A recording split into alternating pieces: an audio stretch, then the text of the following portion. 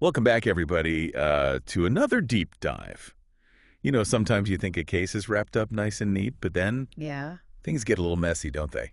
That's what we're looking at today. Yeah, cases like Michelle O'Keefe's, they really make you think, you The know. girl in the blue Mustang, right? Exactly. Like you said, because it keeps going. It's a real roller coaster. Yeah, and the conviction seems like the end, Right. but it was really just the start. Just the beginning. Yeah. So we've got a lot to dig into today. Court transcripts, news reports. We even get a peek into Raymond Jennings' life in prison. Yeah, I think people will be surprised by some of this material for sure. Yeah, I think so too. So let's head back to 2009, Antelope Valley, California. Okay. This is where the third trial for Michelle's murder is about to begin, and you can cut the tension with a knife. I bet. Yeah. The prosecution, the defense, everybody knows this is it. This is the last shot. And on top of all that pressure, you have to remember this trial happening in Michelle's hometown. Oh. Can you imagine? It's like a constant wait for everyone involved. Yeah. So it's like the whole town is waiting with bated breath for this verdict. Absolutely. And there's this one detail from the trial that really stuck with me. Okay. So to give the jury a real feel for the crime scene, the prosecution actually took them there at night Wow, really? to the park and ride lot where Michelle was killed. That's pretty powerful. I thought, so they wanted to directly challenge Jennings's claim that he couldn't ID the shooter because it was too dark. Oh, so that's interesting. By putting the jury right there in that same environment, they could see for themselves how visible everything was. Exactly. And it must work because the jury came back with a verdict of not guilty of first-degree murder, but guilty of second-degree murder. We actually have audio clips of Michelle's parents reacting to the verdict. Oh, wow. They're expressing relief closure. Yeah. They finally feel like justice has been served. It's powerful stuff, you know. You can really hear the emotion in their voices. Oh, yeah, It's like years of burden suddenly lifted. for sure. But then we hear from Jennings. Okay. And despite being convicted, he insists he's innocent. Wow. His reaction to the verdict is just as raw, just as emotional. I can imagine. But it's from the perspective of someone who feels like he's been wrongly condemned. Yeah, that's a whole other kind of weight to carry. Absolutely. Oh. He talks about the shock, the disbelief, how he felt like his life was spiraling. Right. He describes how tough it was to adjust to prison life, Mm-hmm. you know, the loss of freedom, being away from loved ones. Right. But even with all that, he's determined to survive and clear his name. It's a tough situation to be in. Yeah, so you've got these two sides, both with such strong, conflicting emotions. Right. And it really forces you to think about the complexities of the justice system. Absolutely. You know what happens when someone is convicted, even though they claim they're innocent? How do they navigate that system? How do they fight for their freedom? It's tough for sure. So in Jennings' case, that fight took an unexpected turn years later. Oh, really? He was already working with the California Innocence Project. I see. And then he gets a call from this lawyer named Clint Ehrlich. Clint Ehrlich. Now, Clint is kind of a fascinating guy. Okay. He's this self-taught legal mind, almost an outsider in the legal world. Really? How so? He never went to college, didn't even finish high school, Wow. but he somehow developed this sharp legal instinct. That's pretty incredible. It is right. So picture this. He's watching a Dateline episode about Michelle's murder, Okay. and something just clicks for him. He becomes convinced Jennings is innocent. Just from watching Dateline. Yeah, he just had this gut feeling that something wasn't right with the case. That's wild. It is so. This feeling sends him down a rabbit hole of research. I see. He's poring over court documents, Yeah. witness testimonies, evidence reports. He's going all in. Oh, yeah. And here's the kicker. His father, Jeff Ehrlich, is this seasoned appellate lawyer. Okay. Now, at first, Jeff is skeptical of his son's claims. I mean, yeah, a Dateline episode leading to a legal crusade. It's not your everyday thing. Right. But Jeff agrees to take a look at the case files just to humor his son. Okay. And as he starts digging into the details, something changes. He starts seeing the cracks in the prosecution's case. Oh, really? The inconsistencies, the unanswered questions. Like a puzzle that's not quite fitting together. Exactly. So now you've got this father-son duo, Right. both these sharp legal minds, I see. and they team up to take on this seemingly airtight conviction. That's impressive. They start meticulously re-examining everything, looking for any weaknesses, anything overlooked. And did they find anything? Oh, they found they found enough to raise serious doubts about Jennings' guilt. Like what kind of stuff? Well, for starters, they focused on those early police interviews with Jennings, Okay. the ones the prosecution used to paint him as deceptive and suspicious. Right. Right. The Ehrlichs argued that those inconsistencies, they could be explained by the context of the interrogation. Yeah.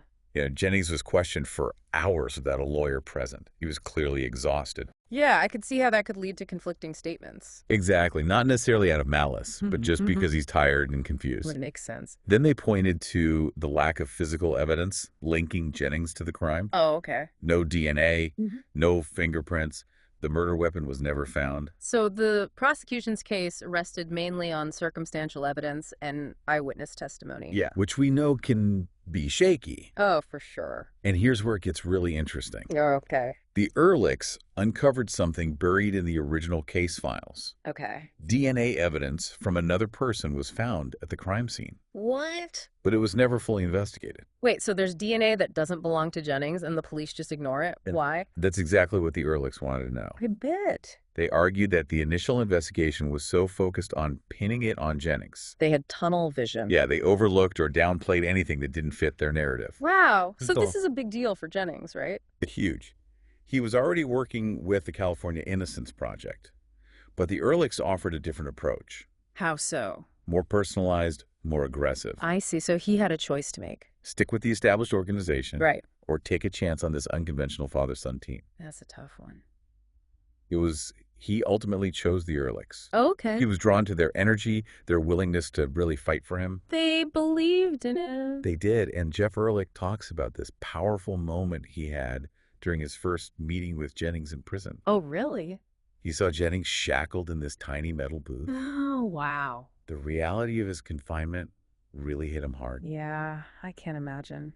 It seems like that solidified Jeff's resolve to fight for Jennings. It became more than just a case. It was about a man's life, a family's pain, and the pursuit of justice in a system that doesn't always get it right. That's heavy stuff. It is. Yeah, it makes you think about all the other cases out there, just like Jennings's, where maybe something crucial was missed. Absolutely, and it makes you appreciate the people who are willing to dig deeper when something doesn't seem right. For sure, those advocates are so important. So the Ehrlichs, armed with this new information, this potential DNA evidence, they filed a motion to have Jennings' conviction overturned. Bold move. They argued that the original trial was flawed. The jury didn't have all the facts. It's David versus Goliath. Yeah, going up against a system that doesn't like to admit its mistakes. And you have to remember, this case had already been tried 3 times. Right. The prosecution got a conviction, and the O'Keefe family finally had some sense of closure. Right. And now the Ehrlichs are potentially disrupting all of that. It's a tough ethical situation. It is. On one hand, you have a potential wrongful conviction that could be overturned, an innocent man freed. Right. But on the other hand, a family that's finally healing might have to confront the possibility that the man they thought was responsible might not be. And for Jennings, I can only imagine the wait must have been agonizing. Oh, I'm sure years in prison, maintaining his innocence, and then this glimmer of hope, but also the uncertainty. Will he get a new trial? Will he finally have the chance to clear his name? So many questions. The legal arguments the Ehrlichs made, they must have been really complex. Oh, they challenged everything about how the police conducted the initial investigation, how the evidence was presented at trial, even the reliability of some of the witness testimonies. Wow. One of their main arguments focused on the eyewitness who claimed to have seen Jennings at the crime scene. Okay. They dug into the witness's statements and found inconsistencies, contradictions that cast doubt on their memory. Interesting. They also highlighted how the prosecution leaned heavily on circumstantial evidence. Yeah, and that doesn't directly prove guilt, right? It just suggests a possibility. Exactly, like the prosecution showed that Jennings owned a gun similar to the murder weapon, but they never found the actual weapon, so they couldn't definitively link him to the crime. So the Ehrlichs are saying that without hard physical evidence, the prosecution's case is weak. Right. They were poking holes in the prosecution's story, pointing out the gaps in their logic and the lack of proof. And I bet they kept bringing up the DNA evidence from the unknown person. Of course, they argued that this evidence, which was never fully investigated, could point to the real killer. It's like a whodunit now. Right. You've got multiple suspects, conflicting evidence, and these lawyers determined to uncover the truth. No matter how uncomfortable it gets. Right. But the big question remained, would the court buy the Ehrlichs' arguments? Would they reopen a case that had seemingly been settled years ago? That's the cliffhanger, isn't it? It is? We're left wondering what will happen to Raymond Jennings and the O'Keefe family. Exactly. And it really makes you think about the weight of these decisions for the judges and the families involved. Right, because if the court decides to overturn the conviction, They're basically saying the original trial was wrong, justice wasn't served. and that opens up a whole other can of worms, right? For the O'Keefe family, it could mean reliving the trauma of losing Michelle, going through another trial, facing the uncertainty all over again. Yeah, it would be like ripping open a wound that was just starting to heal. And for Raymond Jennings, even if he gets a new trial, it doesn't mean he's automatically free. He'd still have to go through the whole legal process again, prove his innocence beyond a reasonable doubt. It's a reminder that the justice system, while it's supposed to find truth and fairness, is ultimately run by people. And people make mistakes. Right. It's prone to errors and biases. And sometimes those errors have huge consequences. This case really shows that it highlights how important due process is, making sure everyone gets a fair trial, access to good lawyers, a thorough investigation. No matter what their circumstances are. Exactly. And it also shows the power of never giving up hope. Right, even when it seems like there's no chance. Raymond Jennings never stopped fighting, and the Ehrlichs, driven by their belief in him, were willing to challenge a system that often seemed against them. That's inspiring. It is, but it also makes you think about all the other innocent people who might be in prison. Their stories unheard. It's a sobering thought. It is, Yeah. and it brings us back to what these deep dives are all about. Exploring the justice system. Looking at cases where the truth isn't always clear. And remembering the human story is at the heart of it all. The case of Michelle O'Keefe and Raymond Jennings is still unfolding. We don't know what the court will decide or what will happen to Jennings. But no matter what happens, this case reminds us that our justice system isn't perfect. It's important to stay vigilant. We need to have compassion for everyone involved. Absolutely. This is a story that stays with you. It makes you question things, think about things. And hopefully have conversations about how we can make the world a more just and equitable place. That's the goal. To raise awareness and inspire people to be more informed, more engaged citizens. That's what we're all about. Absolutely. Thanks for joining us for this deep dive. It's been a pleasure. And we'll see you next time for another look at the complexities of the justice system. We'll be here. Yeah, it's a powerful image. You know, someone stripped of their freedom like that, reduced to just a number in the system. It really makes you wonder how many other cases like Jennings's are out there, where maybe some key piece of evidence got overlooked or dismissed. That's a chilling thought. It really is. Yeah. And it just shows how important it is to have people like the Ehrlichs, willing to question things and dig deeper when something doesn't feel right. Absolutely. So with this new information, the DNA evidence from another person the Ehrlichs found, the Ehrlichs filed a motion to have Jennings' conviction overturned. Okay. They're basically saying the original trial was messed up. The jury didn't have all the evidence. That's a bold move for sure. It is kind of a David versus Goliath situation. Yeah. You're going up against a system that hates to admit it's wrong. Especially because this case had already been tried 3 times, right? Exactly. The prosecution got their conviction, the O'Keefe family had some closure, Right. and now the Ehrlichs are potentially turning everything upside down. It's a really tricky ethical situation. It is, on the one hand, you have a possible wrongful conviction that could be reversed. An innocent man set free. Right. But then on the other hand, you have a family that's finally starting to heal, and now they might have to face the fact that the person they thought was responsible maybe wasn't. And for Jennings, think about what that wait must have been like. Oh, yeah, excruciating. Years in prison, always saying he's innocent, and then this tiny sliver of hope appears, but with it comes all this uncertainty. Will he get another trial? Will he finally have a shot at clearing his name? It's a lot to process. The legal arguments the Ehrlichs put together, they must have been incredibly complicated. Oh, they challenged everything about the investigation, how the evidence was presented at trial, even questioning if some of the witnesses could be trusted. Wow. They really left no stone unturned. Nope. One of their big points was about the eyewitness who said they saw Jennings at the crime scene. They really dug into that witness's statements and found problems like inconsistencies, things that didn't add up, which made them question if the witness was really remembering things correctly. So their memory was shaky. Exactly. And they also pointed out how much the prosecution relied on what's called circumstantial evidence. Right, and that's not the same as direct proof, is it? No, it just suggests a possibility. Like they show that Jennings owned a gun similar to the one used in the murder. Right. But they never found the actual murder weapon, so they couldn't say for sure it was his.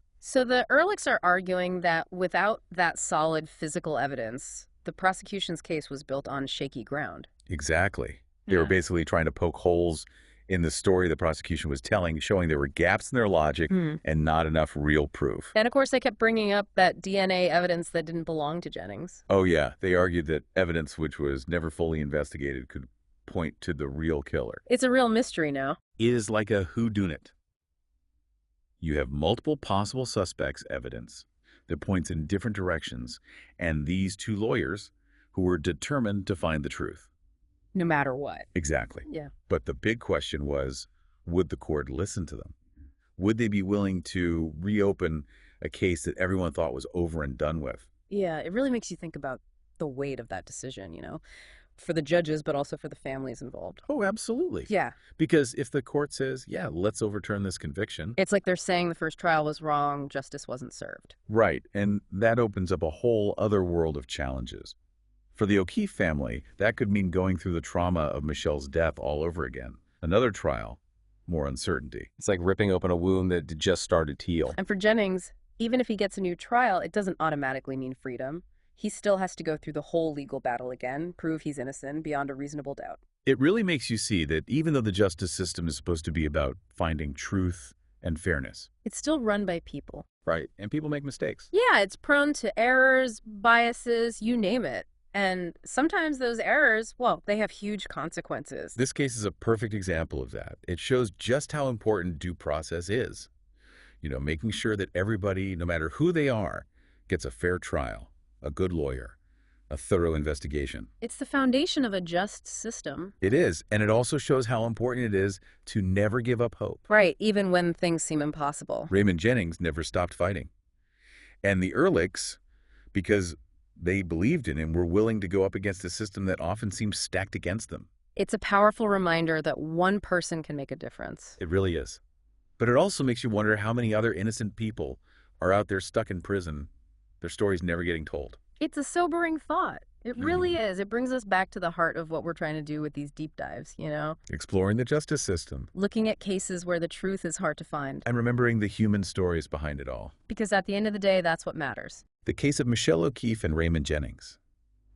It's still going on. We don't know what the court will decide or what will happen to Jennings. It's a story without an ending yet. But no matter what happens, it reminds us that the system isn't perfect. It's important to question things, to stay informed, to keep those conversations going. And to have compassion for everyone involved. These are real people with real lives that have been deeply affected by this tragedy. This case is a story that stays with you. It makes you think, makes you question things, and hopefully it inspires us all to work towards a more just and equitable world. That's what we hope for. It's not just about one case or one person. It's about sparking a dialogue, raising awareness, and inspiring everyone to be more informed, more engaged citizens. That's what it's all about. Thanks for joining us for this deep dive. Always a pleasure. We'll see you next time for another look at the complexities of the justice system. We'll be here.